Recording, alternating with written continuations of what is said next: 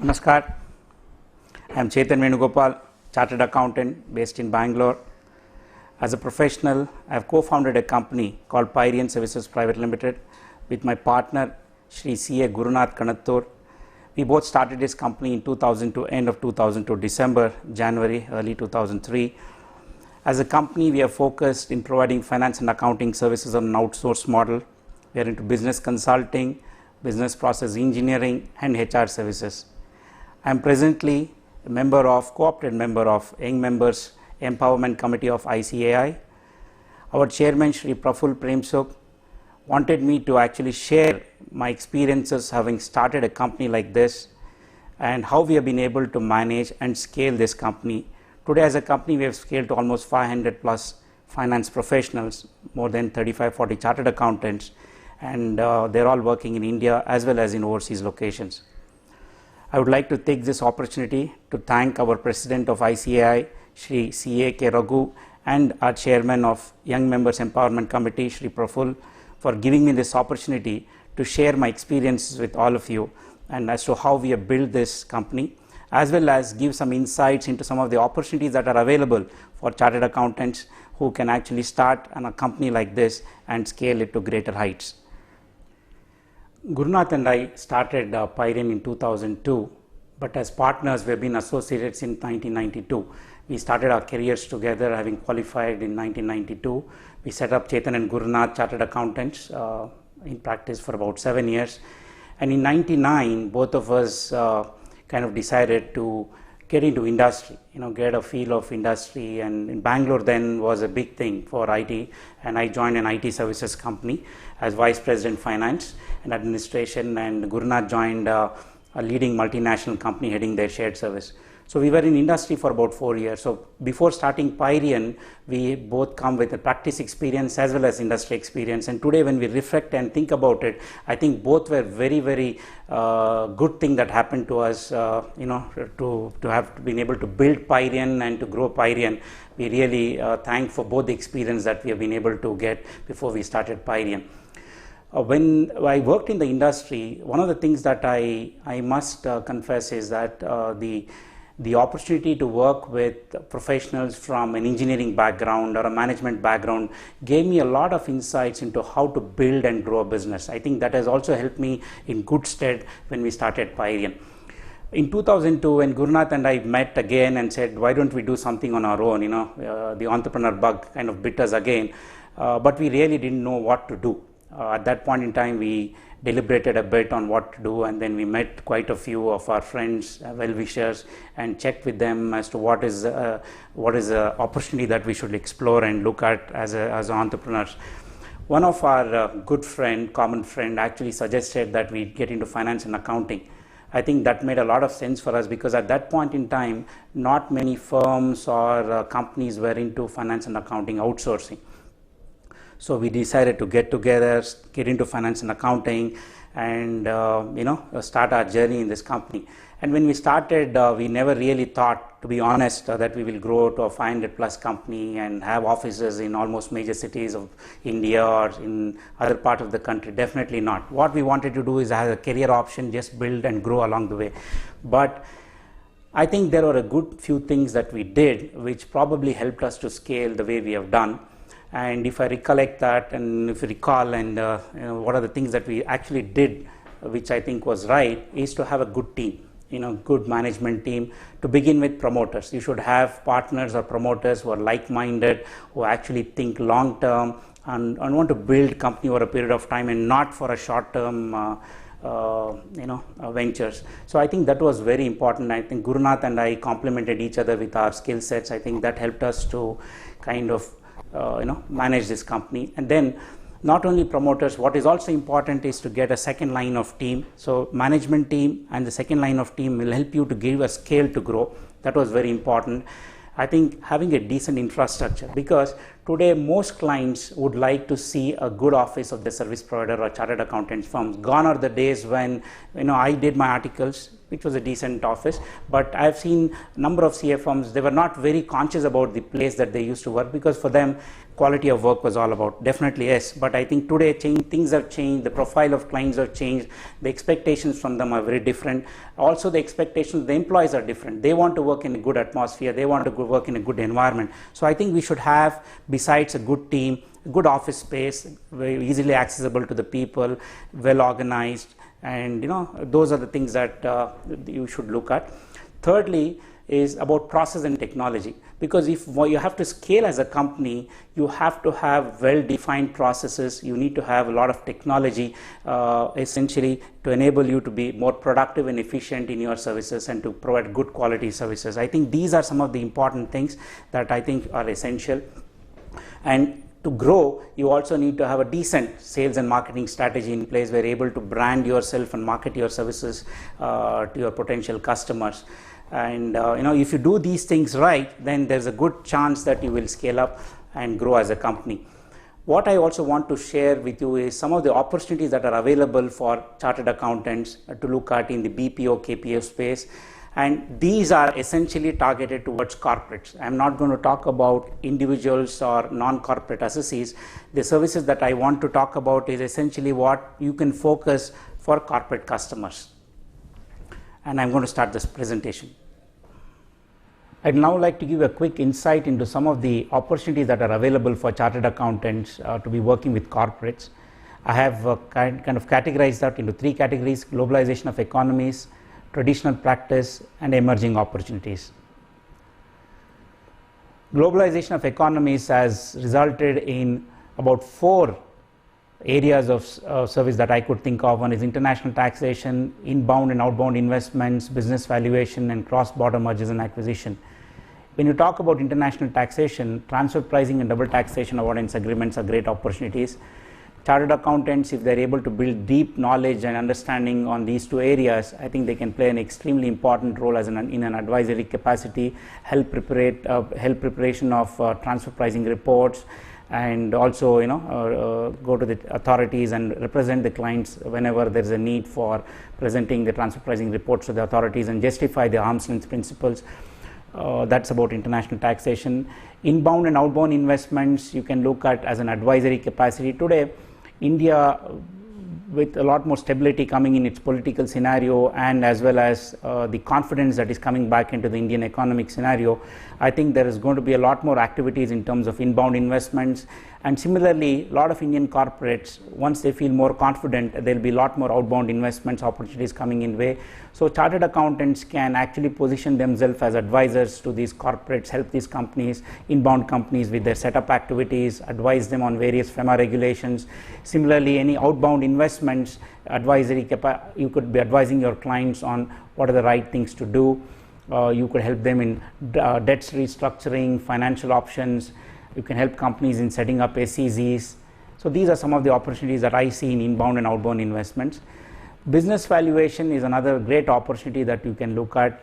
The institute ICAI has got a certified program and business valuation, which I think is a very good certificate, and which you should look at getting certified. Valuation has multiple facets, valuation of business enterprises, it could be valuation of financial assets or intangible assets, real estate. These are some of the areas that you could get into valuation. And as we know, valuations takes place on multiple counts. It could be because of investment decisions, it could be because of litigation, or it could be because of tax and strategic planning, mergers and acquisitions. So there are multiple opportunities that comes in for the purpose of business valuation. And when we look at cross-border mergers and acquisition today, with a lot of changes that has taken place in the Companies Act 2013, helping the cross-border mergers and acquisitions to take place in a much more easier manner. That gives an opportunity for chartered accountants again to work as advisors, to work as investment bankers. In terms of financial and legal due diligence, you can advise private equity firms in terms of financial structuring. So these are some of the opportunities that comes as cross-border mergers and acquisitions.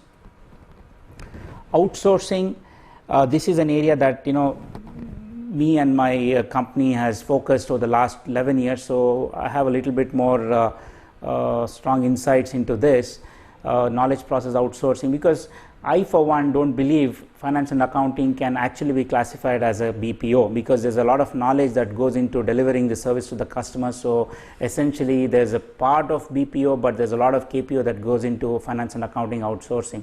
So today customers look for an end-to-end accounting outsourcing, because they look for your bookkeeping services, they look for your compliance management, your vendor management, payroll, management reporting. So a lot of areas that you could focus on.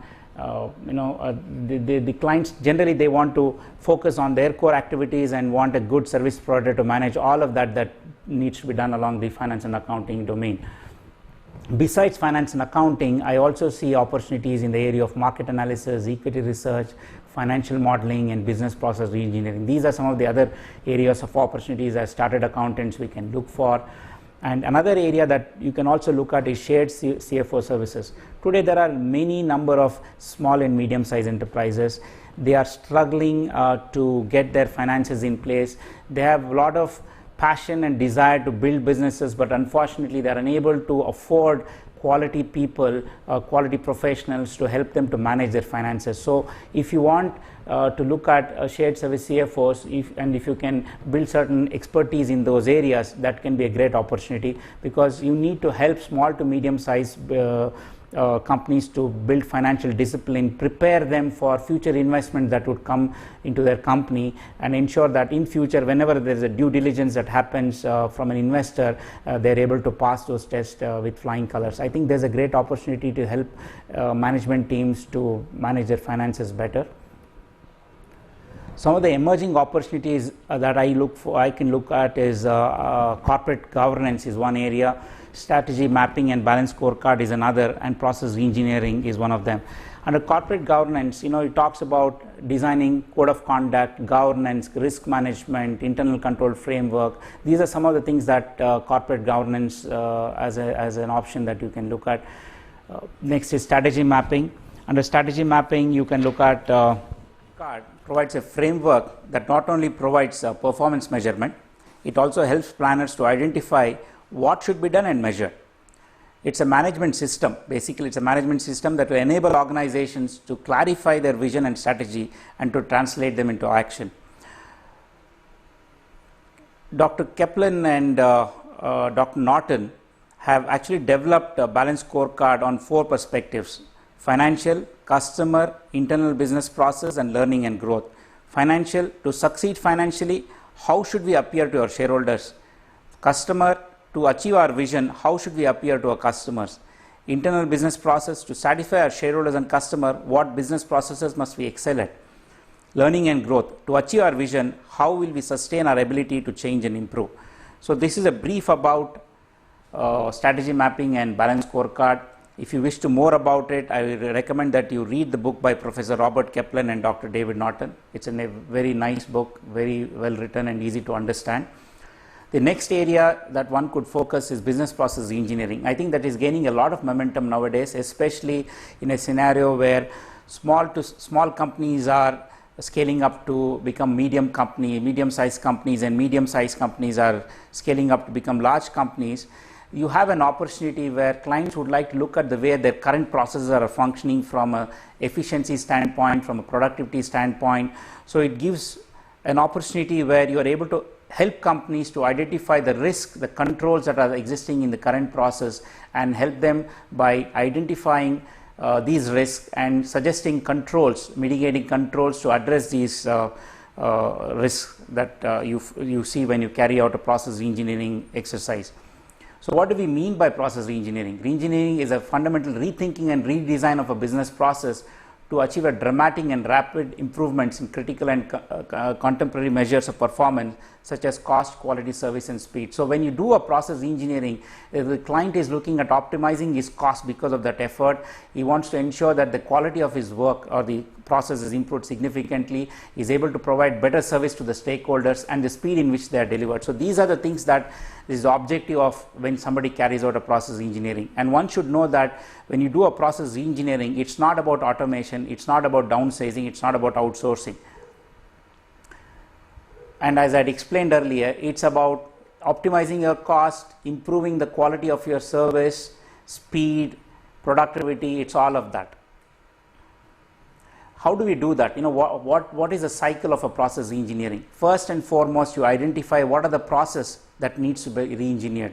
The client, actually, you have a discussion with the client and identify the process. It could be order to cash or procure to pay, record to report, compliances. There are multiple processes that one could look at for process engineering. So you do identify the process, then you do an as-is study, basically trying to understand how is the current process working, identify what are the risks, the controls that are there in those processes, what is the KPIs or SODs that are currently in place, and then you go about redesigning this whole process to make it more effective and efficient, and then discuss this revised process with the client, and then get back to them with test and implementing those process that has been redesigned.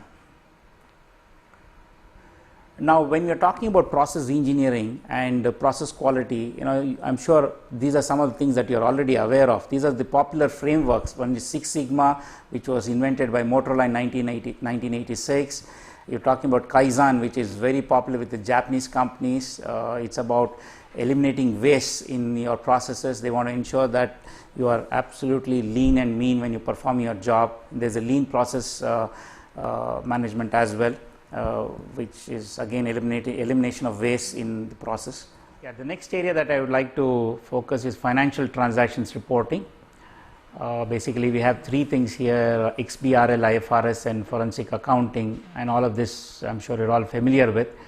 XBRL reporting system has transformed the way financial reporting is done today, and the way it's being used as well. It has enabled us to prepare reports which are error-free, because these are basically mapped into a recognized taxonomy, and it helps to address errors. So that's one area. IFRS is something it's been spoken, and a lot of programs have already been conducted. So that's something that you're all aware of, which I would not like to spend too much time on that. Forensic accounting. Now, the demand for forensic accounting has been increasing by the day. In terms of the frauds that is being committed, all of this has led to the need for specialized experts in accounting in the area of forensic accounting. So the introduction of Companies Act 2013 has also had a significant impact in fighting and preventing frauds. Forensic accountants are usually, as you know, they are engaged by companies when litigation is anticipated or suspected. A forensic accountant generally utilizes his understanding of business information and financial reporting systems, accounting standards and procedures to investigate some form of economic crime. So these are the three areas under financial reporting. Then we move on to traditional practice. Traditional practice, you're talking about specialization in the Companies Act or ESOP. Again, ESOP is something I'm sure it's become so common nowadays in terms of designing ESOP plans, registering ESOP trusts, monitoring ESOP schemes. So these are an area that typically you could also focus nominee directors today, because the Companies Act has made it mandatory for every foreign company to have at least one local director, resident director. So that has given opportunities for professionals like us to be director on those boards. You can look at labor laws in terms of PF, ESI, luxury tax, entertainment tax. These are some of the areas that you could look at to focus. And then direct and indirect tax, and these are something that all of us know pretty well in terms of advisory services, tax filing and compliance, appeals and proceedings, indirect taxes, be it customs and excise, service tax, VAT, and internal audit. So these are the areas I wanted to share as opportunities for us chartered accountants to be focusing on if you want to have corporates as your customers. With this, I would like to move on and kind of give you some insights into what you should look at to kind of build a company, manage a company and grow. It could be in terms of see, the next thing that I wanted to kind of share with you people is about delivery. It's so important that our deliverable to the customers have to be right. It has to be of high quality, it should be timely, so that the customer is happy with our service. Now, what we have done with our delivery is that we have created a shared service in finance and accounting for both our domestic as well as our offshore customers. And in terms of shared service, without going too much into depth, that has given us the ability to scale our operations in a significant way. We are able to add more customers without actually increasing the people. I think the best way for any business to grow is not to be linear. You should not be too much people dependent. You can only do that if you have the right process and if you implement right technologies and constantly work on them to improve it as you start growing. You should have a robust delivery platform, basically, as I said again, built on good process and technology, and consistently see that you are improving them. So these are some of the things that I wanted to share.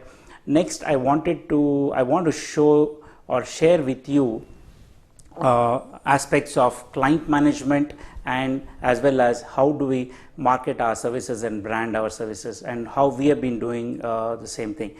Now, for this, I would like to use the book, excerpts of the book that is going to be released shortly by the Young Members Empowerment Committee, which has come out with an excellent book for young practitioners, which gives an excellent insight into how do you start your practice, right from a setup to the constitution of your firm or constitution of your business, the infrastructure. It's about marketing your firm, it's about managing your clients, about IT infrastructure. There's a whole lot of insights that has been documented in the book, and I'm sure a lot of young practitioners will find it very useful when they start their practice and start building that.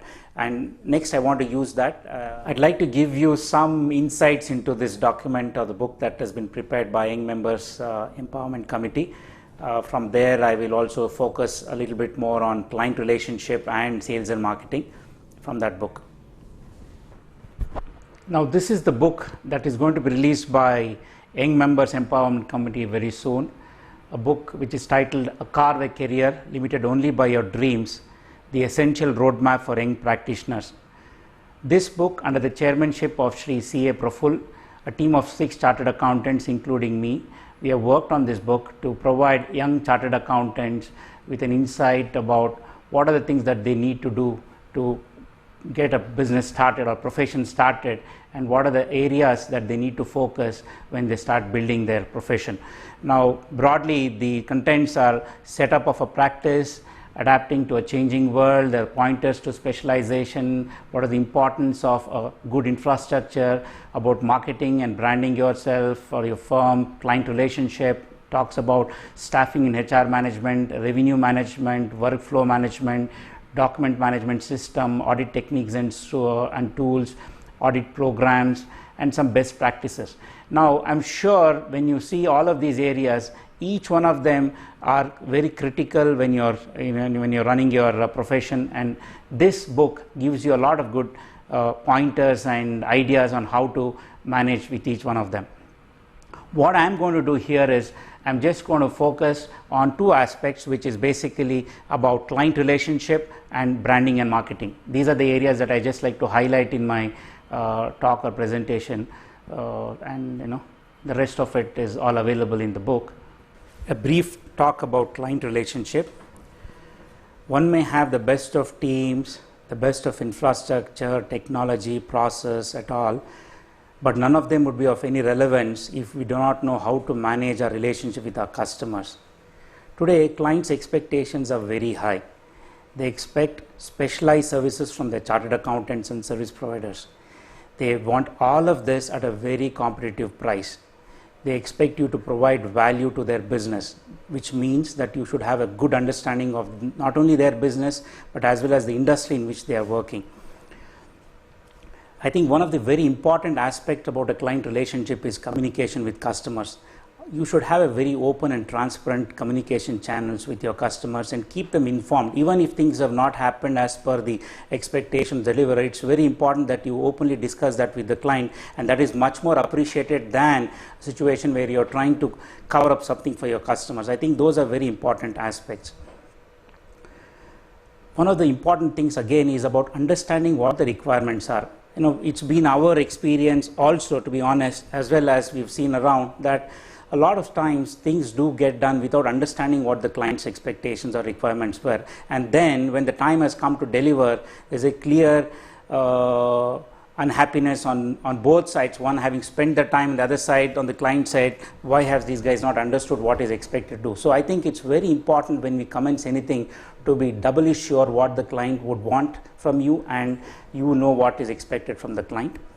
Having understood what needs to be done, it needs to be delivered on time. That's also very important. And if some reason you're not able to deliver on time, instead of just letting the time pass, you need to proactively engage the client and inform them about the challenges that you are facing currently for not being able to deliver on time. That's much more appreciated by the clients.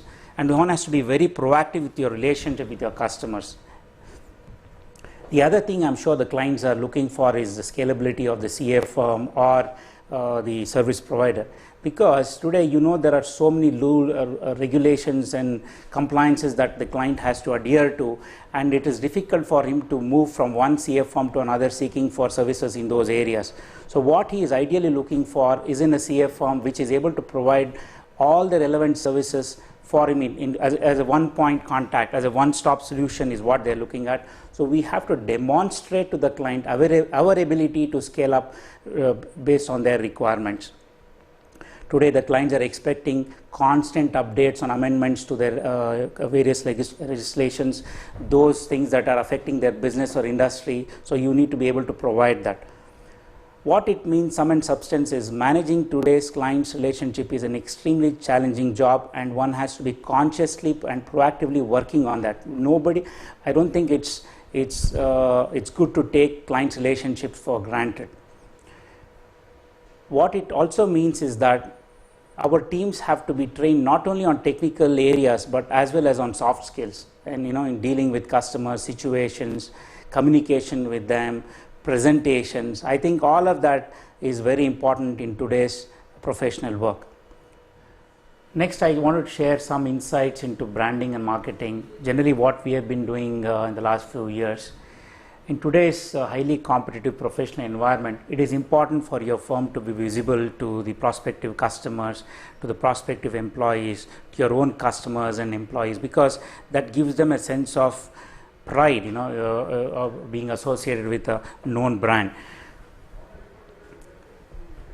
Today, most commonly used form of marketing or branding is social media. We all know about social media, so I don't want to dwell too much on that. So very important for one to have a website. The website should clearly articulate as to what the firm or the company is into, so that the customers or the prospective customers are aware or understanding the firm's services. Having website is not just the only thing, because you don't want to have a website which is not being visited or browsed by people, because that can happen only if you are constantly working with a service provider to get your website being ranked on the top 5 of that particular thing, which means it's called SEO. So you have to pay attention to the SEO and ensure that you're getting a higher visibility. Whenever a customer looks for a chartered accountant's firm, your firm should be able to pop up there on the top 5, and he's able to actually access your website.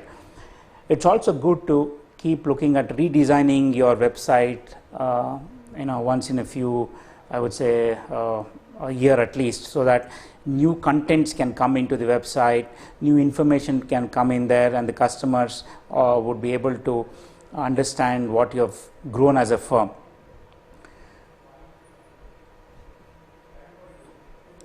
So as I said, very important is to ensure that traffic is driven to your website on a constant basis. So SEO could be a good option to get into that. You should be able to convert your the regular browsers into users, and from users to customers. So that's a very important thing. You need to constantly monitor that. You could also use your website, you could use the blog option on your website to constantly publish some written articles, and link them with various LinkedIn groups, which people will be able to read and revert back, and that's a good way of keeping your customers or prospective customers constantly engaged with you. Also, it'd be good to have a FAQ, frequently asked questions, because instead of client calling you all the time and getting answers to some of the mundane or the regular information, it is always good to have such an FAQ posted on your website, so that saves the trouble of you picking up a call and answering that, and that saves the client calling you. You can just visit your website and get those information. Today, a lot of firms are circulating newsletters to their clients. I think it's a good way to keep your clients informed about updations in the regulations, amendments in the rules and regulations, and generally keeping them updated with your activities and progress that you have made as a firm. Besides all of that, the traditional form of networking, that is attending conferences, seminars, is a good thing to continue to do with, and also collaborate with like-minded professionals, so that you are able to form a team and deliver multidisciplinary services to a client. So instead of client looking at one firm, this could be one way to have a network of like-minded professionals, so that you are able to provide a composite services to the client. So branding and marketing again is very important, and today I think social media is there for us to be seen and read by our customers. And again, all of this is subject to the regulations of ICAI. I hope you will find the information that I have shared during the course of this presentation useful to you. I would like to take this opportunity to thank our President, Shri C.A.K. Raghu, Chairman, Shri Prafulji, all the committee members of Young Members Empowerment Committee, and the staff and team of Young Members Empowerment Committee for all the support and encouragement they have given to me during the course of preparation of this Young Members Practitioners Kit. My special thanks to the team that helped me to put together this kit: C.A. Vishnumurthy, C.A. Yatish, C.A. Sachin, C.A. Vivek, and C.A. Ravi Prasad, who have all contributed immensely for preparation of this book. Thank you all, and wishing you all the very best.